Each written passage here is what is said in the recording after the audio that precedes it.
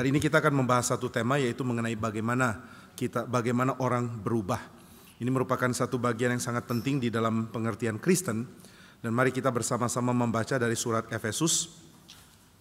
Kita membaca dari surat Efesus pasal yang kedua. Efesus pasal yang kedua.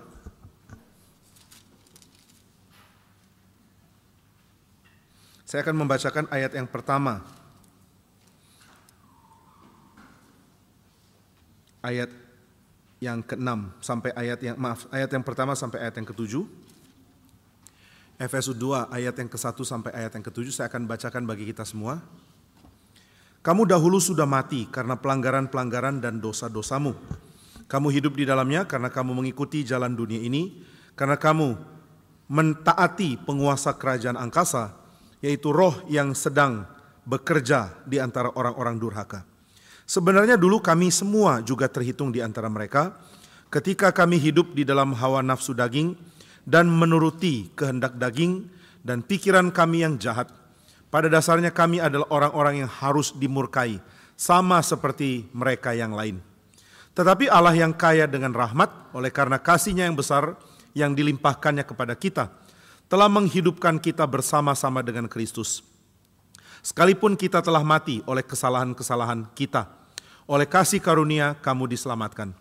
Dan di dalam Kristus Yesus Ia telah membangkitkan kita juga dan memberikan tempat bersama-sama dengan Dia di sorga, supaya pada masa yang akan datang Ia menunjukkan kepada kita kekayaan kasih karunia-Nya yang melimpah-limpah sesuai dengan kebaikan-Nya terhadap kita dalam Kristus Yesus. Mari kita berdoa. Ya Bapa di surga, berikanlah kami pengertian sehingga kami tahu apa yang Tuhan kerjakan di dalam kehidupan orang percaya. Bagaimana Tuhan mengubah kami dari kehidupan di dalam dosa menjadi kehidupan di dalam Kristus. Biarlah kami senantiasa dicelikkan matanya untuk melihat firman, untuk melihat anugerah, dan untuk melihat harapan melalui firman Tuhan yang menjanjikan apa yang menjadi rencana Tuhan di waktu yang akan datang. Pimpin kami semua menjadi milik Tuhan yang menikmati pertumbuhan iman di dalam Tuhan. Di dalam nama Tuhan Yesus kami berdoa. Amin. Saudara, tema bagaimana orang bisa berubah merupakan satu tema yang sangat penting. Karena tidak ada orang kecuali mereka percaya kepada firman yang akan mempunyai harapan untuk perubahan yang benar-benar nyata. Manusia bisa berubahkah? Apakah orang yang sudah hidup di dalam dosa dengan sifat kedagingan, dengan mengerjakan segala macam kecemaran, bisa menjadi orang yang benar, orang yang saleh, orang yang suci, orang yang setia kepada Tuhan? Ini pertanyaan sering dijawab dengan pesimis. Sepertinya orang tidak mungkin berubah. Dari awalnya orang cemar, sampai mati dia akan cemar. Jika seorang dari awal sudah sangat liar hidupnya, sampai mati dia akan liar terus. Jika dari awal dia sudah hidup dengan cara yang rusak, sampai mati dia akan terus rusak. Tetapi kitab suci mengatakan tidak. Semua orang tadinya ada di dalam mati, ada di dalam cara pikir yang salah, ada di dalam kondisi yang tidak berpengharapan. Namun di dalam Kristus orang diubah. Nah, maka kita perlu mengenal tema perubahan dari kekristenan, karena di luar iman Kristen tidak ada pengertian perubahan bagi manusia seperti yang dimiliki di dalam kitab suci. Nah, itu sebabnya kita perlu mengerti hal-hal apa yang Alkitab ajarkan tentang bagaimana seseorang berubah. Bisakah saudara dan saya berubah? Bisa. Bagaimana diubahkan? Ini yang akan kita selidiki melalui pembahasan dari Efesus pasal yang kedua. Saudara, di dalam ayat yang pertama dikatakan, kamu dahulu sudah mati karena pelanggaran-pelanggaran dan dosa-dosamu. Kamu hidup di dalamnya karena kamu mengikuti jalan dunia ini. Karena kamu mentaati penguasa kerajaan angkasa, yaitu roh yang sekarang sedang bekerja di antara orang-orang durhaka. Nah, dua ayat ini memberikan pengertian kepada kita bahwa tidak satu pun dari kita yang hidup secara individu terlepas dari konteks. Tidak seorang pun bisa dipahami tanpa konteks. Nah, saudara, konteks adalah lingkungan, bukan hanya lingkungan tempat secara fisik, tapi juga lingkungan untuk membuat kita mempunyai pengertian konsep. Manusia ada konteksnya, manusia ada lingkungannya, manusia ada tempat di mana dia hidup, manusia ada sesama di mana orang-orang yang hidup di dalam komunitas saling mempengaruhi satu sama lain. Berarti kita tidak bisa memahami manusia sebagai satu individu yang lepas dari yang lain. Lalu kita berharap, oh ini satu orang harus kita ubah. Bagaimana caranya dia berubah? Bagaimana perubahan bisa terjadi? Oh, satu orang ini mesti diperbaiki otaknya, diperbaiki latih pikirannya, dilatih moralnya, dilatih tingkah lakunya. Tidak, dia harus pindah konteks. Dia tidak bisa berada di dalam konteks yang lama. Dia mesti dialihkan, dicabut dari konteks yang lama, dan diberikan konteks yang baru. Nah, karena itu kita perlu mengerti apa sajakah yang perlu dipahami untuk kita mengerti konteks hidup dari seorang manusia. Saudara, di dalam sejarah filsafat, banyak pemikir berusaha untuk memberikan konteks bagi manusia. Berusaha memberikan lingkungan atau wadah seperti apakah tempat manusia hidup, baik wadah secara fisik maupun wadah secara konsep dan cara berpikir. Nah, ada yang mengatakan, oh manusia adalah makhluk yang perlu kebudayaan. Maka dia tidak mungkin hidup tanpa kebudayaan. Dia tidak mungkin hidup tanpa kebiasaan. Dia tidak mungkin hidup tanpa norma sosial yang berlaku di tengah masyarakat. Sudah tidak ada manusia yang hidup secara individu, sebatang kara di tengah-tengah dunia. Manusia bukan makhluk seperti beberapa jenis binatang diciptakan secara mandiri dan individualistik. Saudara, kalau lihat seekor kucing, kucing tidak perlu ada kucing lain kecuali pada musim dia kawin. Dia akan cari pasangan. Setelah itu dia akan berhubungan. Dia akan menghasilkan keturunan. Setelah itu dia akan kembali sendiri. Tidak ada kucing yang berkeluarga kecuali induk kucing untuk memelihara anak-anaknya. Jadi kebutuhan sosial dari seekor kucing hanya di dalam melestarikan spesies mereka. Hanya di dalam memelihara keturunan, di dalam memelihara jenis supaya dia tidak punah dari tengah-tengah dunia. Tetapi seekor kucing tidak perlu konteks sosial. Dia hanya perlu untuk mengetahui apakah dia kucing yang lebih tangguh atau lebih lemah dari kucing yang ada di sekitar dia. Maka dia akan cari tahu ini lingkungan dikuasai oleh kucing yang mana. Lalu ketika dia sadar, oh ada kucing lebih besar badannya dari dia, lebih jago, lebih kuat, dia akan cari daerah lain. Kucing hidup sendiri, tidak mungkin ada konteks sosial di dalamnya. Manusia bukan begitu. Dari awal manusia diberikan konteks sosial. Dari awal Tuhan mengatakan kepada Adam, tidak baik jika manusia itu seorang diri saja. Entah dia perlu pasangan berupa pasangan hidup, suami atau istri. Atau dia perlu konteks yang namanya lingkungan sosial tempat dia berada. Jadi tidak ada manusia yang bisa hidup sendiri. Dia perlu lingkungan, dia perlu masyarakat, dia perlu konteks sosial yang ada mengelilingi dia. Nah maka saudara, kalau orang hidup di dalam dosa, dia ada di dalam konteks berdosa. Dia perlu pindah konteks. Banyak orang tidak mengerti cara berubah. Lalu mengatakan, oh saya orang yang pikirannya jahat. Kalau begitu saya mesti dengan kekuatan sendiri merubah pikiran jahat. Mengubah pikiran jahat. Tidak bisa. Tidak ada orang bisa mengubah pikiran jahat. Karena yang rusak adalah dirinya bersama dengan konteks. Waktu Adam jatuh, dia membuat konteks hidup manusia ada di dalam dosa. Bukan cuma individu manusia ada di dalam dosa. Surat Roma pasal yang kelima ayat 12-21 menjelaskan ini. Bahwa Adam adalah wakil dari umat manusia. Sehingga kejatuhan Adam bukan hanya kejatuhan satu individu manusia. Kejatuhan Adam adalah kejatuhan semua orang. Karena Adam mewakili semua manusia. Nah jadi jangan salah berpikir kalau Adam jatuh dalam dosa, ya sudah biar Adam yang binasa. Kan dia jatuh dalam dosa. Kan dia yang makan buah pengetahuan baik dan jahat. Kan dia yang melanggar firman Tuhan. Biarlah dia dalam dosa. Biarlah dia dihukum. Biarlah dia ada dalam maut. Tapi yang lain kan tidak. Gak bisa. Kenapa tidak bisa? Karena manusia perlu konteks. Dan Adam bukan cuma mewakili individu manusia. Adam adalah wakil dari umat manusia. Adam juga adalah wakil dari konteksnya manusia. Jadi inilah uniknya Adam. Semua orang bukan cuma merepresentasikan dirinya secara individu. Setiap orang akan merepresentasikan konteks tertentu. Kalau saya tanya kepada saudara, siapakah engkau? Saudara akan mengeluarkan jawaban yang akan berkait dengan orang lain. Siapakah kamu? Nama saya Jimmy Pardede. Oh kamu kenal Pardede yang ini? Oh kenal, dia om saya. Kamu kenal Pardede yang ini? Ah itu saya tahu, itu kakek saya. Siapa nama ayahmu? Jadi waktu kita ditanya oleh orang, kita pun akan jawab bukan cuma siapa saya secara individu, tetapi siapakah saya di tengah konteks seperti apa. Kalau saudara ditanya, dari mana kamu? Saudara jawab, saya dari Surabaya. Oh, berarti kamu adalah orang yang dipengaruhi oleh konteks hidup Surabaya. Engkau tidak pernah sendirian. Engkau punya sejarah hidup, adalah sejarah hidup di dalam bentukan dari konteks kota Surabaya. Lalu kota Surabaya mempengaruhi engkau di dalam cara engkau bertindak, cara engkau berkata-kata, cara engkau berpikir. Jadi ada konteks, ada wadah, ada tempat di mana manusia dibentuk untuk jadi manusia.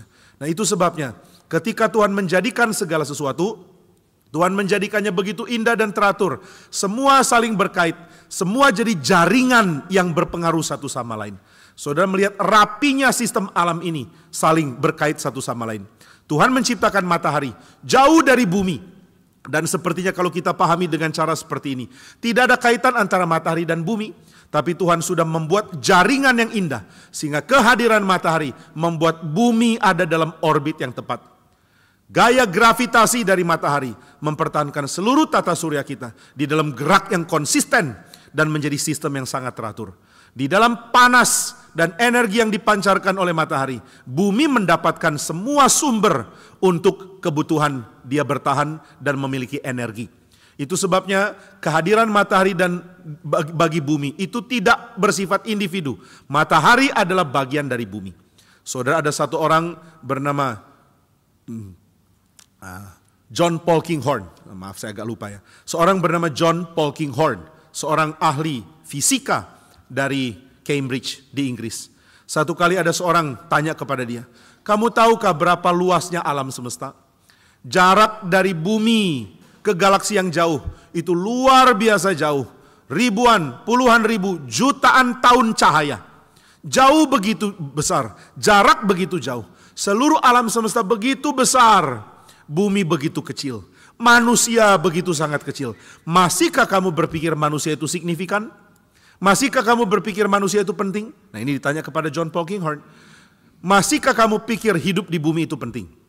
Tapi John Polkinghorne memberikan jawaban yang mengagetkan.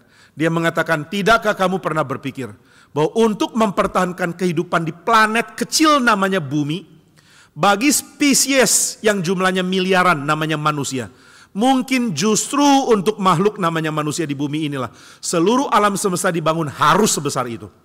Loh, kenapa mesti sebesar itu?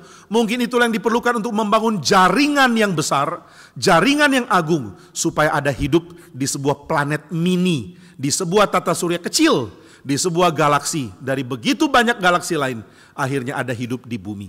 Nah, ini jawaban ditawarkan oleh John Polkinghorne, mewakili jawaban dari banyak pendapat yang mengatakan sistem yang besar dari alam semesta diperlukan supaya ada hidup bagi saudara dan saya.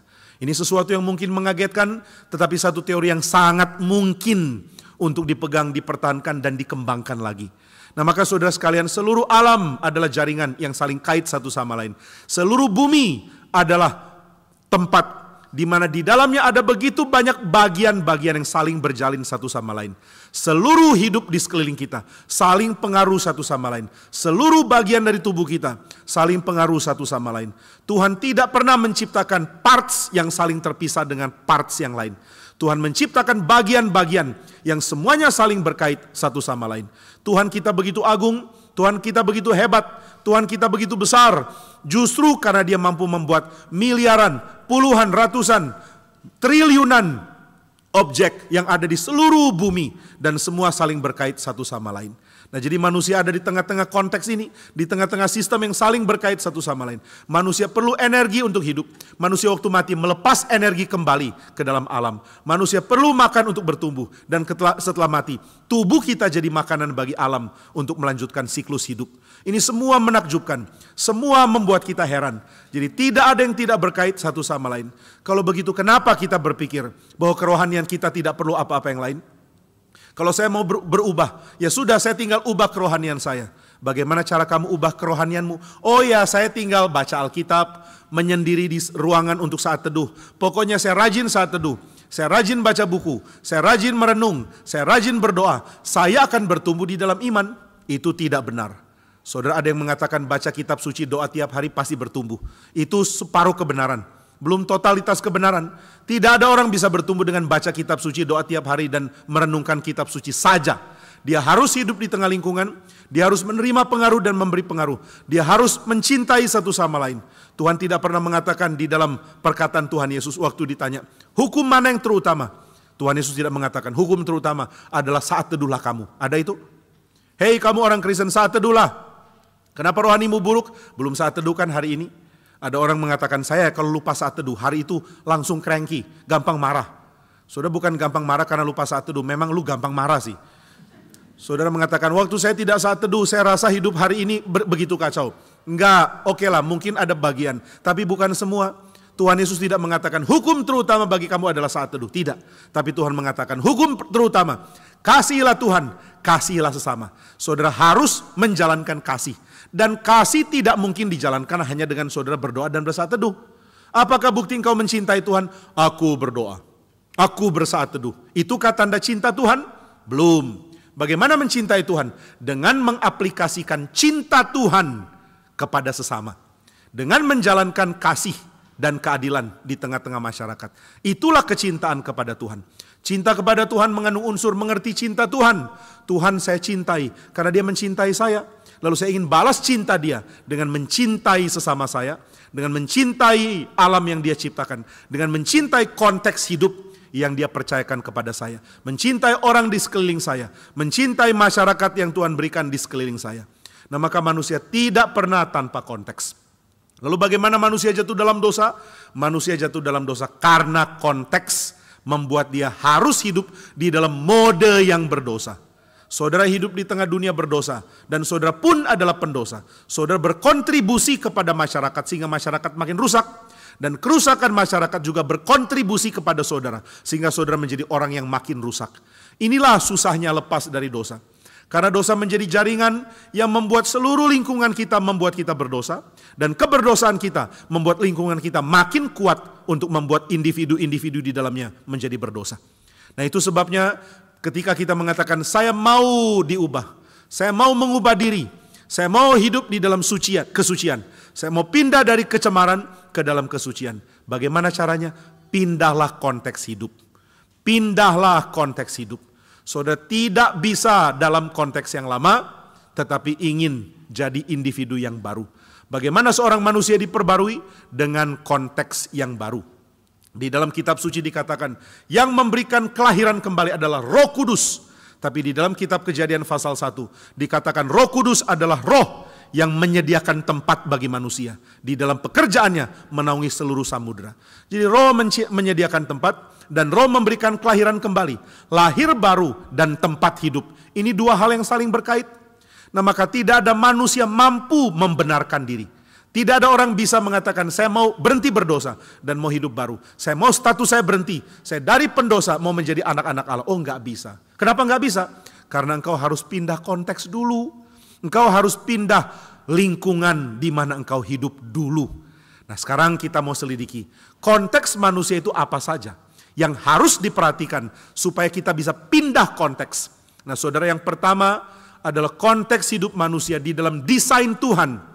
Adalah konteks hidup yang ditopang oleh firman. Nah ini hal pertama yang harus kita ketahui. Manusia tidak didesain untuk hidup di dalam konteks yang mandiri. Manusia didesain untuk hidup di dalam konteks yang ditopang oleh firman Tuhan. Ini sangat menarik ya. Saudara kalau membaca teks, saudara bisa mengerti arti teks itu karena ada konteks. Saudara bisa mengerti arti. Sebab itu jadilah penurut-penurut Allah seperti anak-anak yang kekasih. Karena saudara melihat kalimat ini membentuk satu kalimat yang utuh. Sehingga saudara tidak memahami membaca lewat membaca satu-satu huruf. Kalau kita baca satu-satu huruf, lalu kita mau cari tahu arti huruf atau arti kata, itu nggak bisa. Saudara kalau membaca, saudara kan bukan baca huruf per huruf atau kata per kata. Saudara membaca seluruh kalimat, baru bisa mengerti arti katanya apa. Nah saudara kalau mendengar kata atau membaca, ada kata yang tertulis, saudara tidak bisa mengerti arti kata itu, kecuali saudara mengerti seluruh kalimat di mana kata itu berada. Saya kalau berkhotbah di kebaktian satu di pusat, itu akan diterjemahkan ke dalam bahasa Mandarin. Yang menerjemahkan mengingatkan, tolong Pak bikin kalimat dulu baru berhenti. Jadi jangan suruh saya menerjemahkan dengan kata-kata yang terpotong-potong. Kadang-kadang kalau orang tidak mengerti, dia akan bicara pendek lalu tunggu diterjemahkan oleh penerjemah ke bahasa Mandarin. Saudara, saya adalah Yang menerjemahkan bingung, kamu adalah apa? Selesaikan dulu kalimatnya. Supaya saya bisa tahu kira-kira bahasa Mandarinnya apa. Jadi kita mesti make the whole sentence clear. Baru kita bisa diterjemahkan. Saya adalah seorang yang melayani Tuhan. Nah ini satu kalimat. Baru dia bisa terjemahkan ke dalam bahasa Mandarin. Tapi kalau perkata nggak bisa. Apalagi perkata benar-benar literally perkata. Saya. Wow. Adalah. Oh nggak bisa. Jadi bagaimana supaya bisa diterjemahkan dengan tepat? Harus membentuk kalimat dulu. Nah kalimat itu jadi konteks. Kata itu teksnya. Demikian kehidupan manusia. Kehidupan manusia harus ditopang. Ditopang oleh apa? Ditopang oleh firman. Konteks kita adalah konteks di mana Tuhan menopang. Kita menjadi individu-individu yang hidup di dalam wadah. Yang didesain untuk ditopang oleh Tuhan. Berarti tanpa Tuhan kita jatuh dalam dosa. Berarti problem hidup kita adalah adanya konteks yang tidak ditopang oleh firman. Saudara masih hidup dalam konteks seperti ini? Bagaimana dengan keluargamu? Apakah keluargamu adalah wadah yang tidak ditopang oleh firman? Apakah tempat kerjamu adalah wadah yang tidak ditopang oleh firman? Apakah kehidupanmu adalah wadah di tengah-tengah wadah yang tidak ditopang oleh firman? Jika demikian, pindahlah konteks. Jangan hidup di dalam tempat yang lama. Pindah ke tempat yang baru. Saudara bilang, mana bisa kita pindah ya? Saudara kalau punya satu akuarium, di dalamnya ada jenis-jenis ikan di situ. Saudara beli akuarium baru, lalu saudara suruh ikannya pindah sendiri, tangani akuarium baru. Mana bisa? Saudara bilang kepada ikan, ikan, ini ada akuarium ya, air ambil sendiri di kamar mandi. Lalu kalau perlu ada pemanas, ada pengatur temperatur. Saya baru beli pengatur temperatur tapi masih di box, baru diantar dari, gak boleh sebut merek ya, dari toko online. Kan gak harus bilang Tokopedia, bisa bilang toko online. Saya udah ngomong. Saya baru beli dari toko online. Silakan kamu buka sendiri, isi pakai selang airnya, selang ada di gudang. Silakan. Ikan mana bisa begitu? Ikan akan bilang, waduh celaka. Saya gak bisa keluar dari akuarium ini sendiri loh. Saya perlu pertolonganmu. Jadi ikan itu akan ketok kaca akuarium, mengatakan, please, tolong kami. Tolong apa? Kamu dong yang tangani akuariumnya. Kamu yang isi airnya. Kamu yang taruh pengatur temperatur. Kamu yang taruh segala yang mungkin menjadi support system untuk hidup kami. Di akuarium yang baru. Baru kamu pindahkan kami. Kami pasif. Kami mana bisa pindah sendiri. Nah inilah saudara sebenarnya. Saudara menginginkan kehidupan yang baru. Saudara menginginkan kehidupan yang pindah tempat. Tapi saudara hanya mungkin dipindahkan oleh Tuhan.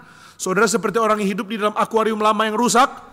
Dan saudara mengatakan, oh Tuhan, saya perlu akuarium yang baru. Saya perlu wadah hidup yang baru. Saya perlu tempat hidup yang baru. Pindahkanlah saya dari tempat lama ini ke tempat baru. Hanya kalau Tuhan pindahkan, baru saudara bisa pindah.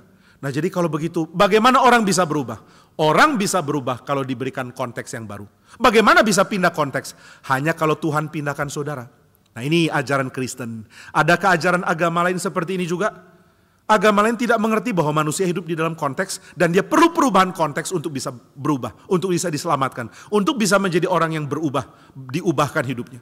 Nah maka agama-agama akan mengajarkan, ayo kalau kamu mau selamat, kamu kerjakan kehidupanmu dengan benar. Kasih sedekah. Kalau ada orang kurang makan, kasih makan. Dan ini tindakan yang benar, orang Kristen pun harus lakukan. Oh kalau kamu lihat ada orang kesulitan, ya ditolong. Lihat ada nenek-nenek mau nyebrang jalan ketakutan, kamu tolong dia. Kalau kamu lihat ada orang kesulitan, bantulah dia. Sehingga kamu menabur kebaikan. Dan mudah-mudahan kebaikanmu cukup untuk membuat engkau diterima di surga. Ini cara berpikir dari agama-agama. Ini cara berpikir dari kebanyakan manusia yang tidak dibenahi pikirannya oleh firman. Kita melihat hidup kita sebagai individu yang otomatis bisa hidup dimanapun. Dan tidak ada pengaruh apapun dari lingkungan untuk individu namanya manusia. Akhirnya ketika ditanya, kenapa rusak? Oh salah individu. Bagaimana berubah? Tinggal individu ini mengubah dirinya. Bagaimana supaya selamat? Tinggal individu ini mengerjakan apa yang cukup, supaya dia melewati melewati batasan untuk bisa masuk surga. Ini semua adalah ide dari dunia, bukan dari Tuhan. Maka saudara kalau tanya kepada orang dunia, bagaimana manusia berubah? Semua jawaban akan mengatakan berjuang. Berusaha berubah dong. Kamu kerjakan kehidupanmu, tata hidupmu dengan beres. Tapi tanya sama orang Kristen, bagaimana berubah? Orang Kristen akan mengatakan, karena anugerah Tuhan. Jika Tuhan memberi anugerah, dia akan mengubah kita. Sebab perubahan yang kita perlukan adalah perubahan yang besar. Perubahan yang tidak mungkin dikerjakan oleh kita sendiri. Maka di dalam ayat 4 dikatakan, tetapi Allah yang kaya dengan rahmat, oleh karena kasihnya yang besar yang dilimpahkannya kepada kita, telah menghidupkan kita bersama-sama dengan Kristus. Jadi kita perlu konteks baru. Konteks lama adalah wadah di mana kita perlu ditopang oleh firman.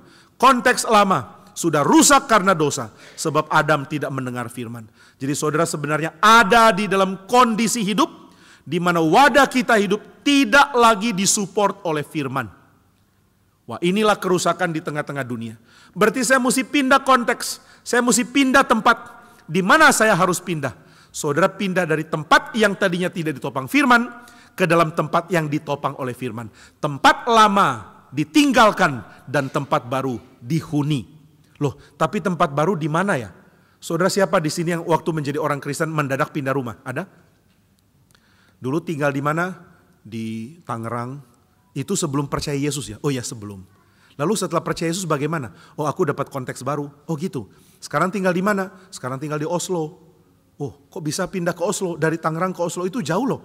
Kok bisa? Oh iya, karena kan memang harus pindah konteks. Jadi mendadak pindah dari Tangerang ke Oslo. Oh, boleh juga jadi orang Kristen kalau begini ya. Siapa yang gak mau pindah dari Tangerang ke Oslo? Nah, mungkin saudara bilang di sana bisa dingin loh Pak. Enakan di Tangerang kepanasan terus. Saudara kalau di Tangerang kepanasan, di Karawaci kepanasan lalu mulai komplain. Tempat ini panas sekali. Saudara dikasih tempat dingin baru tahu dingin itu kalau menusuk tulang. Bikin saudara nangis pun gak kuat. Lalu saudara kangen Tangerang. Oh Tangerang. Kota tercinta, Karawaci, panasnya aku kangen gitu ya.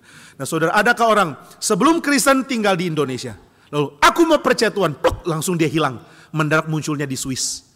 Wow, saya kok ada di Swiss? Oh karena kamu perlu konteks baru.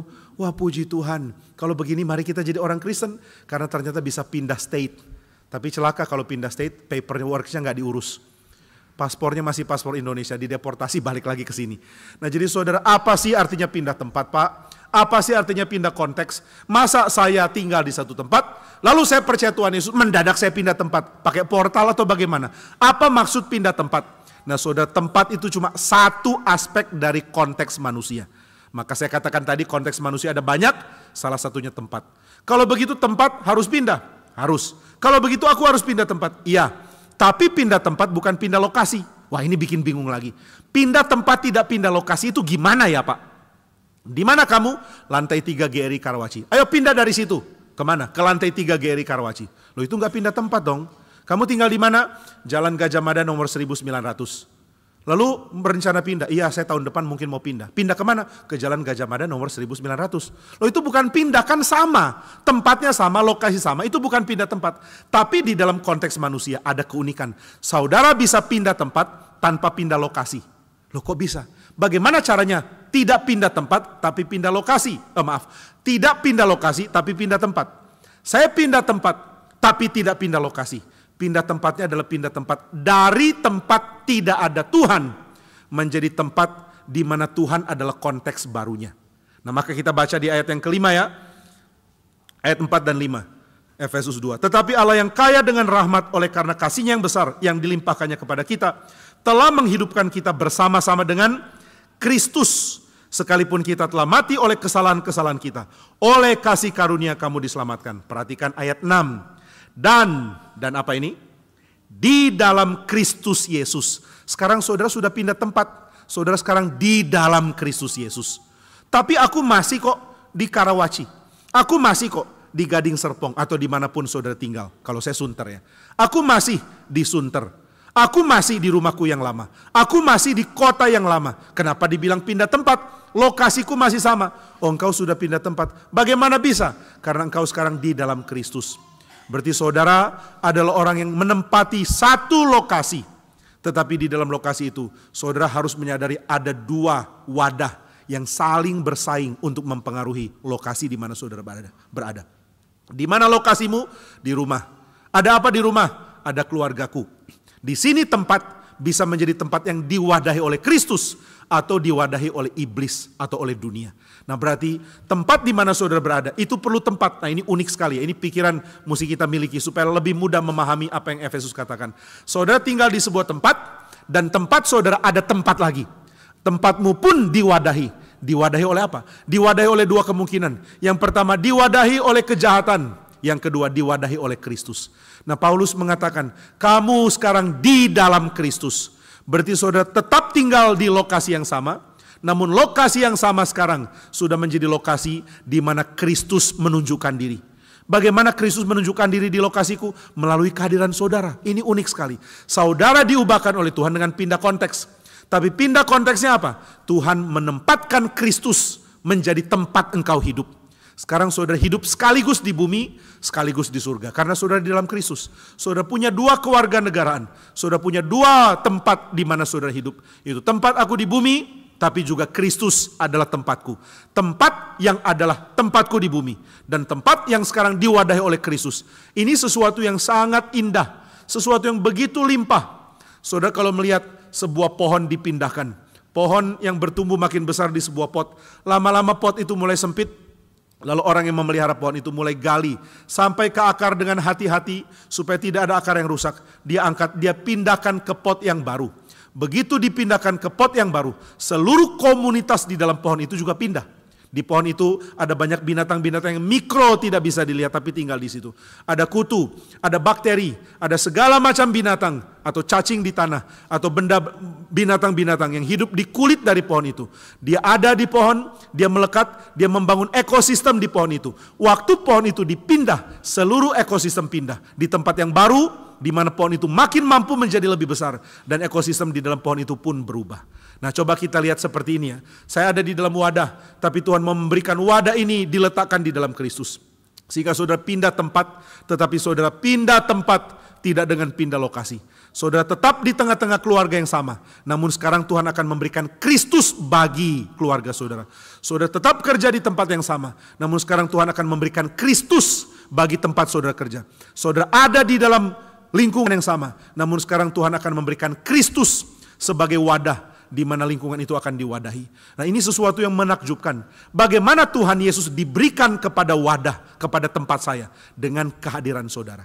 Saudara hadir, saudara diletakkan di dalam Kristus, tapi saudara juga membawa Kristus hadir di tengah-tengah tempat saudara hidup. Nah, ini pikiran harus abstrak sekali. Saudara yang kalau cuma suka khotbah yang bersifat aplikatif, agak susah merenungkan hal ini ya. Tapi kalau tidak berpikir dengan cara seperti ini, bagaimana bisa memahami perkataan Paulus? Engkau dihidupkan di dalam Kristus. Di dalam Yesus dia membangkitkan kita dan memberikan tempat di surga. Loh, katanya aku tempatnya sama, beda. Tapi lokasi sama, sama. Jadi aku di surga atau di bumi? Nah, gimana jelaskannya? Kalau saudara tidak berpikir abstrak, ayat-ayat ini akan sulit dipahami. Maka saya menantang saudara untuk mencoba cara berpikir yang tidak terlalu aplikatif, tetapi sangat nyambung dengan Alkitab. Nah, maka di dalam bagian ini dikatakan, di dalam Kristus kamu telah dibangkitkan. Loh, aku bangkit, aku belum mati loh. Tapi di dalam Kristus kamu bangkit bersama dengan dia. Kamu punya wadah yang baru yaitu Kristus. Bagaimana Kristus dinyatakan? Dengan Kristus dibawa kepadamu supaya kamu dicangkokkan kepada dia. Sekarang di mana kamu berada, Kristus dibawa ke tempat itu. Ini sesuatu yang luar biasa. Saudara pergi membawa lokasi, membawa tempat saudara di lokasi saudara. Maka saudara ada di keluarga yang sama, namun sekarang Kristus menjadi wadah bagi keluarga saudara. Saudara di kantor yang sama, namun sekarang Kristus menjadi wadah di kantor saudara. Saudara ada dimanapun, Kristus menjadi wadah yang akan mewadahi saudara. Dan wadah yang namanya Kristus akan mempengaruhi tempat dimanapun kau berada. Di mana saudara pergi, saudara akan membawa wadah namanya Kristus untuk mengubah, memberikan pengaruh tempat saudara berada. Inilah kekristenan. Nah, berarti saudara, hal pertama tentang konteks hidup manusia adalah tempat atau wadah. Di manakah engkau? Di bumi. Tapi karena Kristus menjadi wadahmu, engkau sekaligus ada di surga. Di manakah engkau? Di tengah keluargaku. Tapi karena Kristus menjadi wadahmu, maka Kristus dibawa hadir di tengah keluargamu. Engkau sekaligus ada di tengah keluargamu, sekaligus engkau membawa cicipan sorga ke tengah keluargamu. Nah, ini hal pertama yaitu tempat. Lalu hal kedua, konteks hidup manusia itu apa lagi? Konteks hidup yang ditopang firman itu seperti apa ya?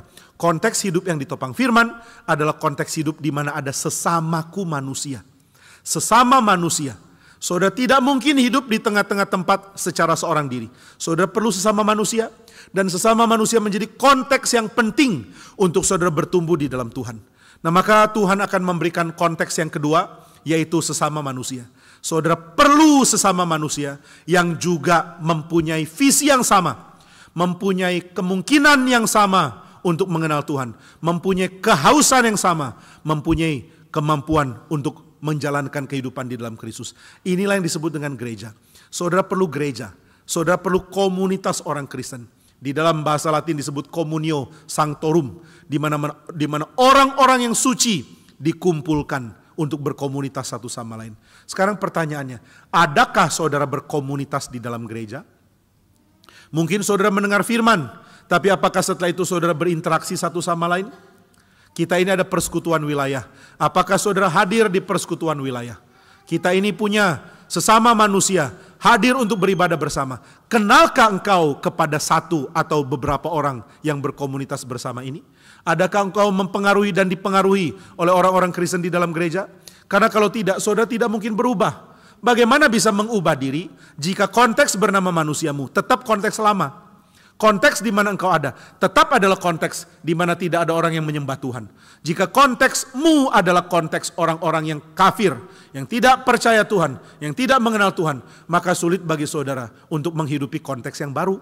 Konteks yang baru harus ada. Maka saudara harus bergereja. Dan bergereja ini bukan cuma sekadar hadir. Saudara harus melibatkan diri di dalam gereja untuk kenal satu sama lain. Saudara mulai kenal cara berpikir orang-orang di sekitar saudara. Saudara mulai mengenal bagaimana orang harusnya dibentuk. Saudara mulai mengenal firman yang membentuk dan sesama saling membentuk satu sama lain. Ini sangat perlu. Carilah orang-orang Kristen yang saleh, yang imannya sudah bertumbuh dengan baik, lalu belajarlah dari mereka. Kita tidak bisa tidak belajar satu sama lain. Kita tidak bisa tidak mempunyai komunitas di mana kita bisa belajar untuk menjadi berkat dan untuk menerima berkat satu sama lain. Berarti hal kedua yang sangat penting adalah konteks bernama manusia. Siapakah sesama manusia yang saya pahami? Adakah sesama manusia saya? Semuanya sesama manusia tanpa Tuhan. Jika saudara cuma kenal teman-teman dekat dari kantor, saudara tidak punya teman dekat di gereja, saudara tidak mungkin berubah. Ini fakta yang sepertinya begitu menyakitkan tapi benar. Banyak orang berusaha berubah tapi tidak bisa. Karena teman dekatnya tidak satupun bertuhan. Teman dekatnya tidak satupun kenal Kristus. Dan dia tetap ke gereja. Dia ke gereja dengar firman, dia ke gereja ikut sakramen, dia ke gereja dibentuk oleh Tuhan dan dia memang dapat perubahan. Tapi perubahan tidak maksimal karena dia tidak mengerti konteks kedua yang bernama sesama manusia. Nah ini hal kedua yang harus diperbaiki. Tuhan memberikan gereja sebagai konteks untuk kita bertumbuh. Lalu yang ketiga, konteks manusia apa? Manusia perlu setiap perkataan yang keluar dari mulut Tuhan. Manusia perlu firman. Dan firman ini harus ada. Maka saudara, manusia tidak mungkin hidup tanpa perkataan. Perkataan siapa? Perkataan Tuhan. Tapi kita ada di tengah-tengah dunia, di mana yang bicara paling keras adalah dunia ini. Saudara, di dalam kekristenan, salah satu yang harus saudara lakukan untuk menjadi berkat adalah saudara menjadi suara yang menjadi alternatif bagi suara dari dunia ini. Di tengah dunia kita sudah bising dengan berbagai-bagai nasihat, berbagai-bagai saran, berbagai-bagai kata-kata yang dikeluarkan untuk mempengaruhi kita. Kamu harus jadi orang sukses, kamu harus jadi orang kaya, kamu harus jadi orang tangguh, kamu harus jadi orang yang dihormati, kamu harus jadi orang yang ada di level tertinggi di masyarakat. Ini terus kita dengar. Dan kita perlu keseimbangan. Kita perlu keseimbangan yang mengatakan kamu juga harus jadi orang yang jadi berkat. Kamu juga harus jadi orang yang menolong sesama. Kamu juga harus jadi orang yang mengasihi dan dikasihi. Kamu juga harus menjadi orang yang beribadah kepada Tuhan. Perimbangan ini perlu.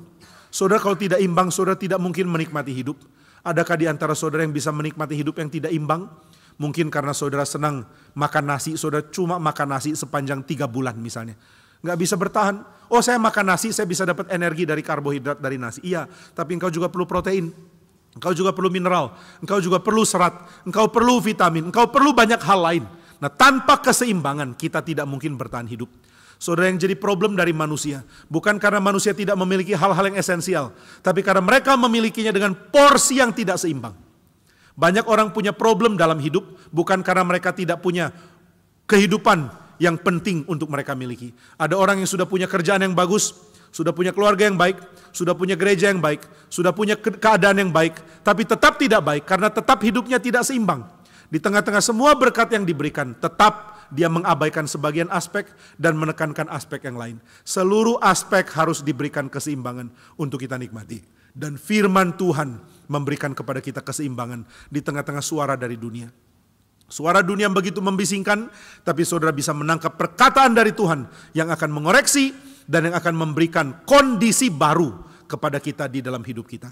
Nah, maka saudara sekalian, saudara perlu konteks yang namanya firman. Itulah sebabnya kita mendengarkan khotbah. Itulah sebabnya kita membaca kitab suci. Itulah sebabnya kita menikmati pengertian dari Tuhan. Ini konteks yang ketiga. Yang keempat, manusia perlu konteks yang bernama worship. Kita perlu konteks beribadah kepada Tuhan. Saudara, di dalam kisah penciptaan di Kejadian 1 digambarkan bahwa kisah penciptaan ini adalah penciptaan di dalam 3 hari yang paralel dengan 3 hari. Hari pertama paralel dengan hari keempat. Hari kedua paralel dengan hari kelima. Hari ketiga paralel dengan hari keenam. Jadi 3 hari yang saling paralel. Nah saudara, 3 yang paralel ini adalah sesuatu yang biasa dikerjakan orang waktu dia membangun kuil bagi berhala. Jadi kuil berhala biasanya dibangun di dalam 3 paralel ini. Hari pertama menyelesaikan apa? Akan paralel dengan pekerjaan hari keempat. Hari kedua mengerjakan apa? Akan paralel dengan pekerjaan hari kelima. Hari ketiga mengerjakan apa? Akan paralel dengan pekerjaan hari keenam. Atau tahunnya, mungkin bukan hari tapi tahun. Bikin kuil biasanya tahunan. Tahun pertama paralel dengan tahun keempat. Tahun kedua paralel dengan tahun kelima. Tahun ketiga paralel dengan tahun ke-6, setelah itu tahun ke-7 inaugurasi. Sekarang dewa boleh tinggal. Kita sudah dirikan patungnya dan kita memohon dewa berkenan untuk hadir. Nah, inilah yang dipahami oleh dunia kuno tentang membangun kuil. Lalu dikatakan Tuhan membangun matahari, bulan bintang, langit, cakrawala, air dan darat dan semua makhluk-makhluk yang ada di dalam 6 hari dan paralel. Ini langsung buat orang sadar, oh Tuhan sedang menciptakan langit dan bumi. Dan ternyata langit dan bumi itu mirip tempel, mirip bait suci, mirip kuil tempat ibadah. Berarti seluruh alam ini settingannya adalah setting ibadah. Nah saudara nggak bisa tidak beribadah. Saudara perlu beribadah kepada Tuhan. Saudara perlu worship. Dan worship bukan hanya sekadar saudara dengar firman. Worship berarti saudara berbagian di dalam seluruh liturgi dari ibadah untuk bisa menikmati hidup. Nah berarti manusia adalah makhluk yang perlu ibadah. Tapi di dalam dunia yang sudah jatuh dalam dosa, ibadah itu diganti dengan liturgi sekuler, liturgi hobi, liturgi bersenang-senang, liturgi pesta, liturgi cari hura-hura. Inilah yang terjadi dalam dunia. Dunia punya liturgi ibadah yang berpusat ke diri. Diri manusia adalah Tuhan, adalah ilah, adalah berhala bagi dirinya. Dan dia akan memuaskan berhala ini dengan menjalankan hidup yang hanya bersenang-senang demi memuaskan berhala namanya diriku. Nah jadi saudara, seluruh konteks ini perlu diberikan yang baru. Saudara perlu tempat yang baru, tempat itu adalah Kristus. Saudara perlu kondisi mendapatkan pengertian firman. Dan pengertian firman didapatkan juga dari Kristus. Saudara perlu komunitas. Komunitas ini dari gereja yang adalah tubuh Kristus. Saudara perlu mendapatkan ibadah. Dan ibadah hanya mungkin ketika saudara dipimpin oleh Kristus yang adalah imam besar kita. Seluruh konteks ini harus diubah. Jadi saudara bagaimana bisa berubah ya? Harus dengan Tuhan memberikan perubahan. Perubahan dari setiap konteks hidup manusia. Dari konteks tempat, kepada konteks firman, konteks sesama manusia, konteks ibadah. Semua mesti diubah.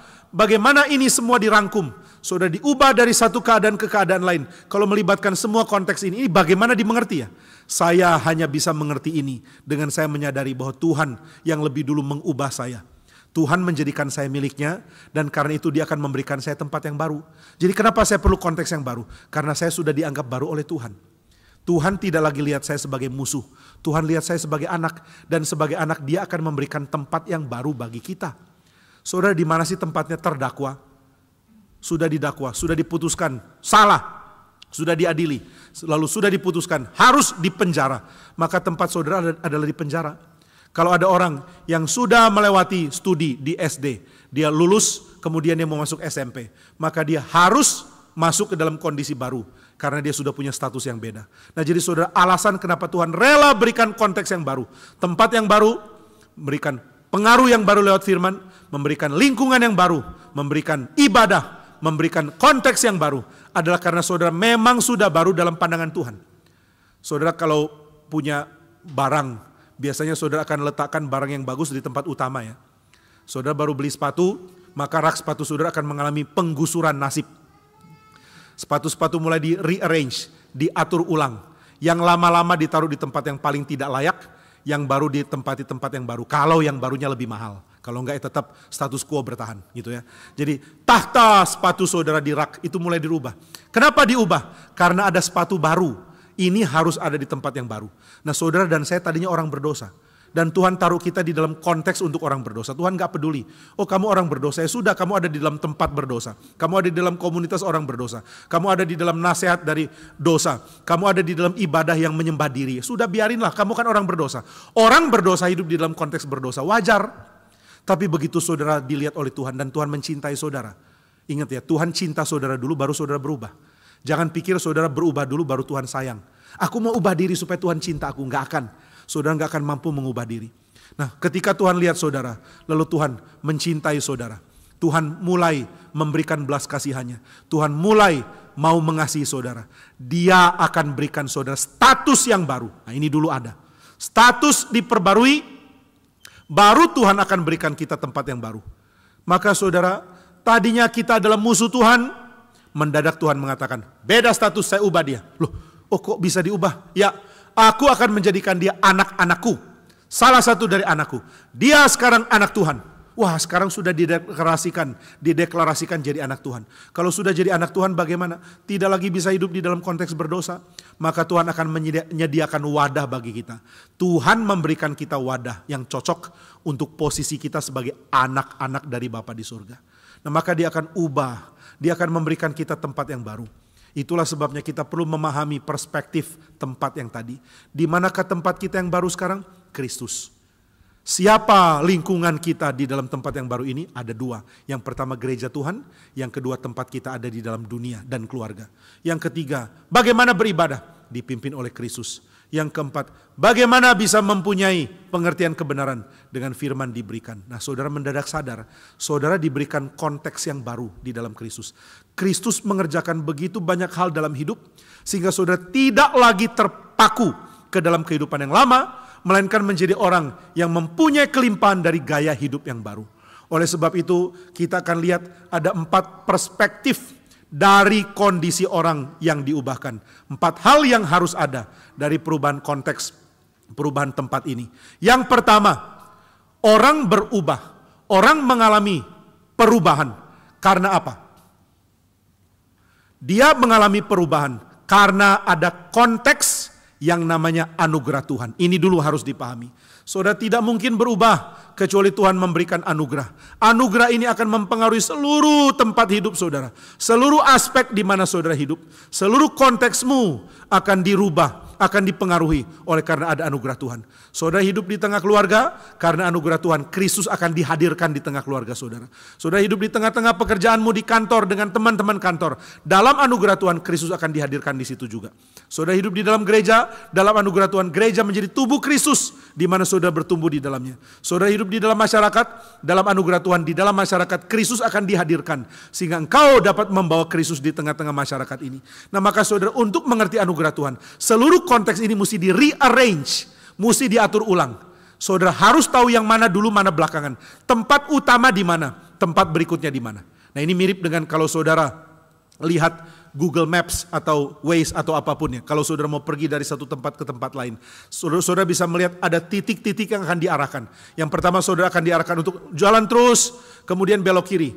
Saudara setelah dapat tempat belok kiri, saudara akan jalan terus sampai disuruh belok kanan. Saudara sudah belok kanan disuruh sampai titik ini, belok lagi ke kiri. Jadi saudara melihat ada urutan yang jelas. Urutan ini nggak boleh diubah. Saudara mau pergi dari sini ke Kemayoran, maka saudara disuruh untuk pergi ke tol. Setelah itu pergi ke tol Kunciran. Setelah itu ke tol Bandara. Setelah itu ke tol Tanjung Priuk. Setelah itu turun di Kemayoran. Nah, ini nggak bisa, turun di PRJ Kemayoran. Ini nggak boleh diubah. Saudara nggak bisa, titik pertama apa? Kemayoran. Loh, ini baru di Karawaci loh.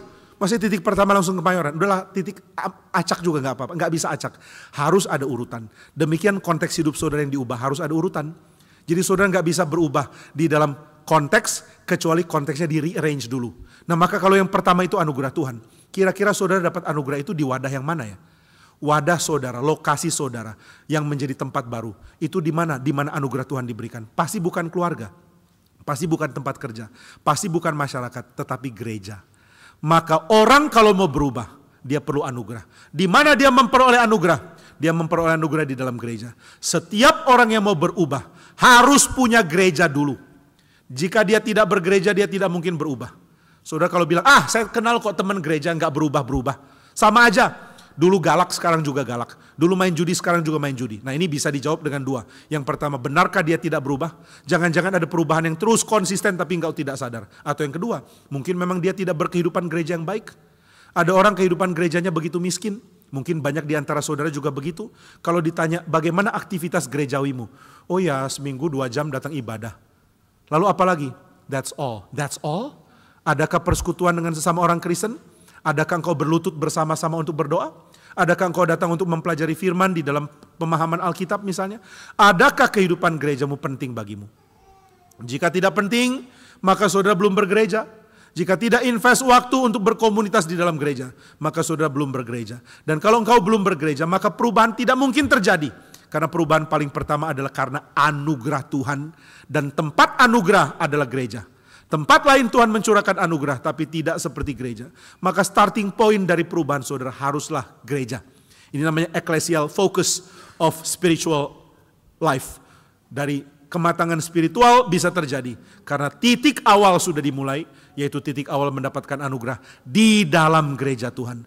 Maka mari kita menata ulang kehidupan bergereja. Mari kita mulai melihat bagaimana cara Tuhan memperbaiki kita di dalam gereja Tuhan. Ini yang pertama. Lalu titik kedua, tempat apa ya di mana kita memerlukan tahap kedua dari pertumbuhan rohani setelah mendapatkan anugerah. Apalagi yang kita perlukan? Setelah mendapatkan anugerah, saudara perlu tempat untuk menyatakan anugerah itu. Di mana anugerah itu dinyatakan? Di dalam gereja tentu, jadi sambil menerima anugerah di gereja, saudara juga membagikan anugerah di gereja Tuhan. Tapi ada tempat kedua di mana saudara bisa membagikan anugerah yang saudara terima di dalam gereja. Nah, kita bersyukur ya di GRI Karawaci ada penatuan namanya anugerah. Ini sudah cocok sekali. Anugerah dimulai di gereja dan ada anugerah di gereja. Saudara bisa dapat anugerah Tuhan lewat firman, lewat persekutuan dengan orang Kristen, lewat ibadah, lewat pemahaman Alkitab, lewat pembinaan yang dikerjakan. Lalu saudara juga bisa membagikan anugerah kepada sesama orang Kristen. Saling melayani, saling mengasihi, saling menolong, saling menopang, saling mendoakan. Tapi ada tempat kedua di mana saudara menyalurkan anugerah. Inilah gereja. Maka setelah terima anugerah, salurkan anugerah. Di mana salurkan anugerah bisa dilakukan? Di dalam keluargamu. Perubahan saudara karena anugerah Tuhan di dalam gereja akan dicicipi pertama-tama oleh keluarga. Saudara sudah berubah? Sudah. Siapa yang pertama sadar? Kalau cuma gereja yang pertama sadar, belum tentu orang itu berubah. Karena di dalam gereja kalau untuk pakai topeng itu gak susah kan? Saudara datang lalu pakai topeng baik cuma 2 jam beres. Setelah itu keluar dari gereja balik lagi dengan kata-kata kasar, balik lagi dengan pergaulan yang kacau, balik lagi dengan free sex, balik lagi dengan judi dan lain-lain. Percuma, gak ada kesaksian kecuali kesaksian dari keluarga. Saudara terima anugerah di dalam gereja, bagikan di tengah keluarga. Maka dalam anugerah Tuhan, saudara akan mulai menjadi berkat di tengah-tengah keluarga. Sayangnya kita seringkali menganggap anugerah itu diucapkan, bukan dihidupi. Akhirnya kita di keluarga jadi cerewet mengajar. Saudara, Tuhan tidak minta saudara mengajar di dalam keluarga. Saudara, yang Tuhan minta pertama-tama sebelum saudara mengajar adalah keluargamu melihat perubahanmu. Saya sering minta orang-orang dulu ketika orang tua saya masih hidup dan masih tinggal bersama dengan adik-adik saya. Kalau ada yang tanya, memang kamu udah berubah ya? Saya bilang, tanya papa saya, tanya mama terutama yang lebih kenal saya, tanya adik-adik saya. Sebelum saya kenal Kristus, saya jahat kepada mereka. Saya sangat tidak peduli, saya kasar, saya bicara dengan cara yang menyakitkan terus. Setelah saya berubah, tanya sama mereka, apakah Jimmy Pardede masih sama atau sudah berubah? Mereka bisa kasih kesaksian, dia sudah berubah loh. Dia tidak lagi kasar, dia tidak lagi kejam, dia punya perubahan yang jelas. Kenapa bisa ya? Karena Tuhan beri anugerah dia, diubahkan melalui gereja Tuhan.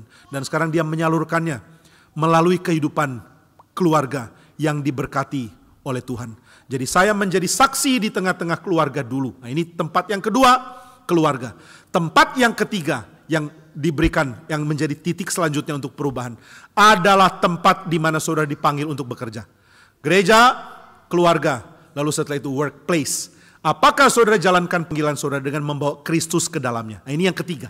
Jadi jangan diacak-acak ya. Yang ketiga ini tidak mungkin terjadi kecuali yang pertama dan kedua sudah jadi. Saudara nggak bisa menjadi saksi di tempat kerja, menjalankan panggilan Kristen kalau di tempat pertama saudara tidak dapat anugerah dan di tempat kedua saudara tidak menyalurkan anugerah.